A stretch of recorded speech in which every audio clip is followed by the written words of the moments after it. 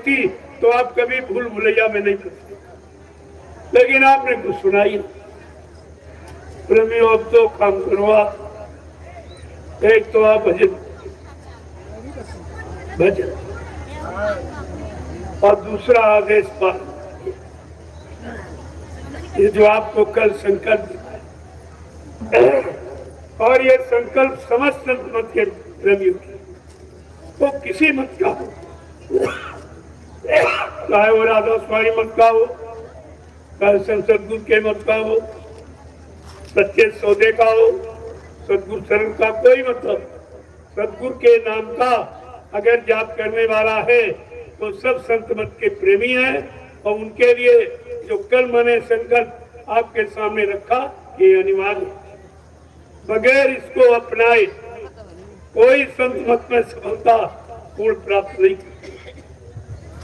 इसलिए आपसे प्रार्थना की और बहुत सरल, कुछ आपको करना नहीं, बहुत सरल है और सस्ता, और ये असली चीज है महात्माओं।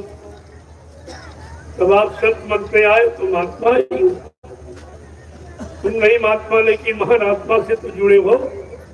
जो महात्मा महान आत्मा से जुड़ता है वो महान आत्मा का ही हो जाता, वो अलग कहाँ रहता, वो तो उसी का हो जाता। जब उसी का हो जाता तो अपने जीवों को तो अपनी बात बताएगा। महान बनने की, संत मत का लाभ पाने की वो पूरी न पूरी शिक्षा तालीम आपको दी। कल मैंने आपको एक छोटा सा संकल्प सादगी का, अपनी असली भारतीयता, हम भारतीय हैं ये कैसे सिद्ध करें। हम भारतीय भारतवासी आर्यावर्ती हैं, लेकिन हम अपने आप को सिद्ध कैसे करें। सिद्ध करने का कारण है कि हमारी वेशभूषा तो उससे दिखाई दे कि हम भारतीय हैं, लोग हमको भारतीय कहेंगे। वो सादगी पोशाक, भारत की पोशाक यूनिफॉर्म, धोती कुर्ता और कमीज पैजामा और लुंगी और टोपी और पगड़ी, इसमें से जो तुमको अच्छा लगे अपना लो। लेकिन ये अगर लाभ संत मत का लेना चाहते हो तो सादगी में आपको आना पड़ेगा। बिना इसके अपनाए तुम्हारे मन में वैराग नहीं, और तन का वैराग धोखा दे, तन की विरक्ति कभी भी धोखा दे सकती। जैसे सिंगी ऋषि, तन की विरक्ति थी, मन विरक्त नहीं था, मन साधु नहीं था, तो वो धोखा खा गया। काम बाण ने मारा, घायल कर दिया और 60 वर्ष की तपस्या एकदम मिट्टी में। ऐसे पारा ऋषि, उनको भी काम बाण ने मारा तो वो भी बेचारे मूर्छित, उनकी भी तपस्या खत्म। ये तन की विरक्ति टिकाऊ, अगर मन से आप विरक्ति धारण कर लो, वो विरक्ति टिकाऊ होती है। वो तुम्हारी संपूर्ण व्यवस्था को बिगड़ी, व्यवस्था मन की और शरीर इंद्रियों की ठीक। सादा जीवन उच्च विचार, ये है उन्नत काल। आपको सादगी में जीवन यापन करना है। सादे कपड़े और सादा लिहाफ, सादी वेशभूषा और सादा भोजन। भोजन का भजन से गहरा संबंध। तो भोजन आपका सच्चा जो प्रकृति ने दिया, पहले तो प्रकृति के दिया वैसे ही खाओ। अब आप कच्चा हजम नहीं कर सकते हो, मशीन आपकी कमजोर हो गई भोगों में फंस करके, तो आप उबाल के खाते, उबाल के खाते। अगर आपने उसमें मिर्च मसाला ये डाल दिया तो उसका तत्व समाप्त, तत्व समाप्त हो गया। फिर वो सतोगुणी आहार, वो यानी रजोगुणी में तमोगुणी में परिवर्तन, तो तमी वो तमोगुणी में बदल। अहंकार, मारकाट, हिंसा, ये सब आप कर देते। तो भोजन का प्रभाव ये है, मन बुद्धि चित्त। रजोगुणी भोजन का प्रभाव है कि तुम भोगी विलासी बन जाओ, इतने भोगी कि रोगी बन जाओ, कि तुम्हारे अंदर शरीर की कोई शक्ति नहीं है।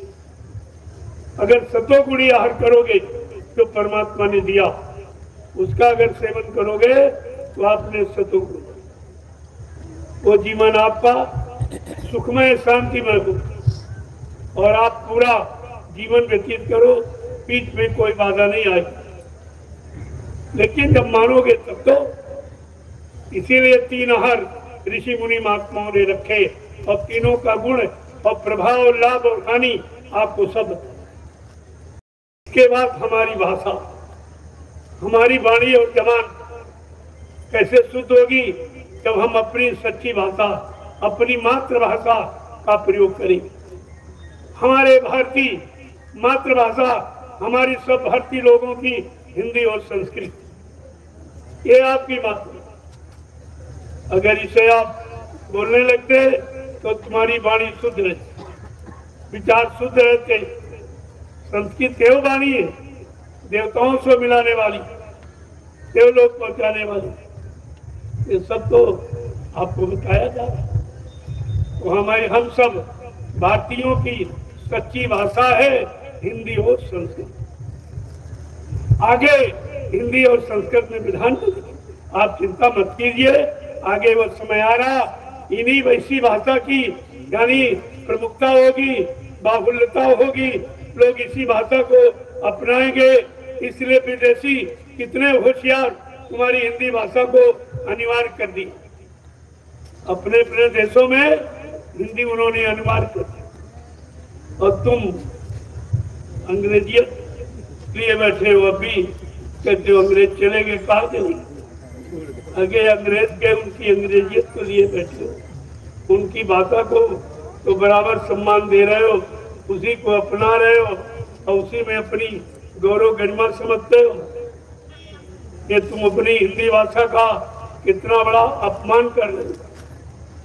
ये नहीं आपको मालूम कि तुम्हारी मातृभाषा हिंदी, उसका अपमान आप कर रहे हो। ये सब आपको ध्यान में।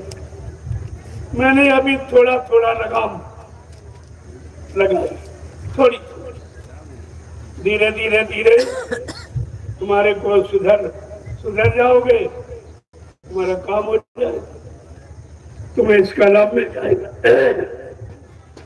तो केवल जो कहा गया इसको आपको पालन करना और भजन करना, बस। ये अगर तुम काम कर लिया, शरीर पाने का अर्थ आपने जान लिया और शरीर को अगर सार्थक बना लिया तो सारे शरीरों का ही तो दुनिया ही है। तुमने दुनिया को जान लिया,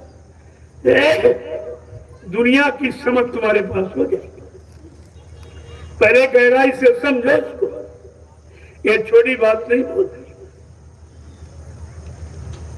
सत्सैया के दोहरे जमाए की देखन में छोटे लगे पर घाव करे गंभीर। ये देखने में काफी छोटा लग रहा है, मन पर गहरा प्रभाव डालेगा, मन को एकदम जख्मी कर देगा, जो भोगों के लिए कभी चिंता ही नहीं करना बंद कर देगा, उधर जाएगा ही नहीं। ऐसी लगाम जगह जगह आप पर लगाई जा रही। पहले समझो कि मन किससे खराब होता, फैशन को तुमने किया तो तुम्हारा मन खराब, तुम्हारे फैशन को जिसने देखा तो उसका मन खराब। 2 अपराध तो आपने ऐसे ही कर डाला, इसलिए वो अपराध आपसे ना हो तो मैंने पूर्ण विराम दिया कि आप अपनी साधवी रहो। महिलाएं कोई ऐसा वस्त्र नहीं पहनेगी जिससे आपका शरीर नंगा है तो वस्त्र पहनने का मतलब तुम्हें नहीं मालूम। तुम्हारे नंगे शरीर के अंगों पर जिस शराबी कबाबी की दृष्टि पड़ेगी तो उसका गहरा प्रभाव तुम्हारे मन पर, तुम्हारे शरीर पर, तुम्हारा शरीर रोगी भोगी हो जाएगा, फिर तुम इससे मुक्त नहीं हो पाओ। बहुत दूर दराज से ये मेड़ बांधी गई, जिससे पानी रुके तो खेत में फसल अच्छी हो।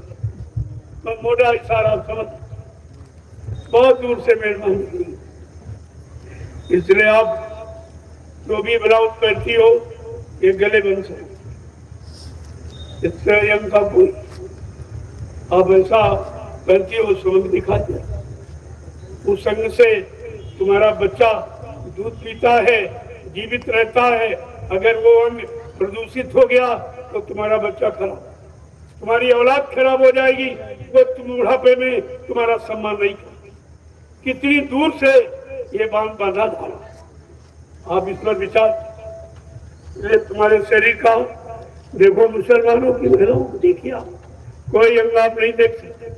अगर उनका खान पान ठीक हो जाए तो उनको कोई पा नहीं सकता। उनकी रूह जगने में देर नहीं और खुदा का दीदार पाने में देर नहीं अगर वो शाकाहारी।